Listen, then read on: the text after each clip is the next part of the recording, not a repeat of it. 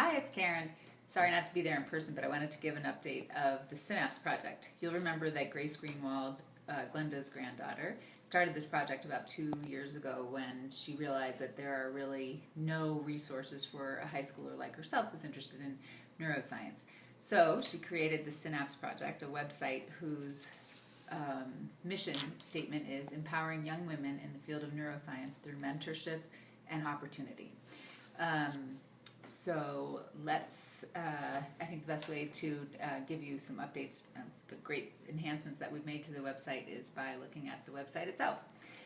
So here's what the website looks like. Again, it's the synapseproject.org with hyphens in between the three words, the Synapse Project.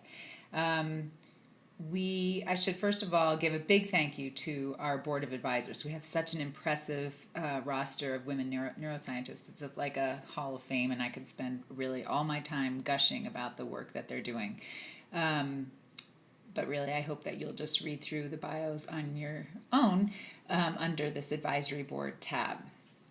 So they have a lot to do with the enhancements that we've made to the website over this past year. First of all, under resources, they have, many of them have offered internships in their own labs, which is great and really does speak to our mission of offering opportunity via access to actual neuroscientists.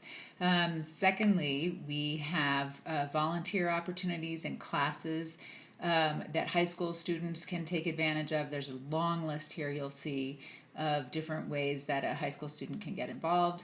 We also have a list of job opportunities for graduate students. There's a 2014 list of paid internships for research in the neuroscience community. That's a great opportunity.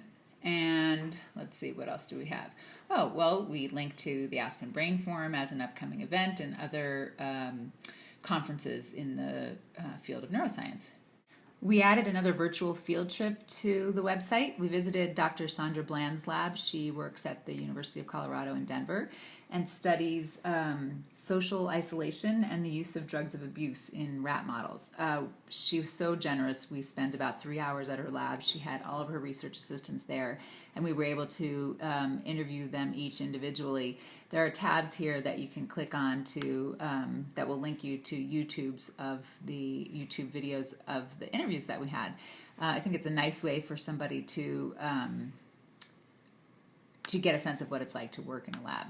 So that was a great opportunity.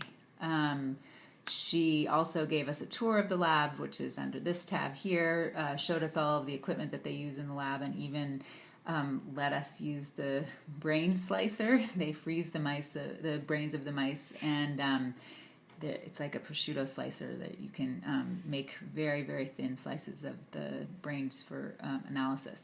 So Grace was actually interviewed by the Denver Post during this virtual field trip. So 2 reporters from the Denver Post came and were there for the lab tour, and there was an article about Grace in the Denver Post. That's also on the website, and you can read about that in the news tab. I think maybe the best and most exciting new component of the website is that we've added an independent study. It's called the Introduction to Neuroscience, appropriately, and is intended as a weekly study. So, in fact, sort of timed nicely for the summer, where a student might be able to take 9 weeks to delve deeper into neuroscience. I'll just pull up one of the tabs, let's say cognition. So each week there's a slightly different topic, and there are readings and lectures and videos. The readings are either chapters from books, they're articles. So, for instance, some of the published research papers, this one is by Amishi Jha, who many of you have met, and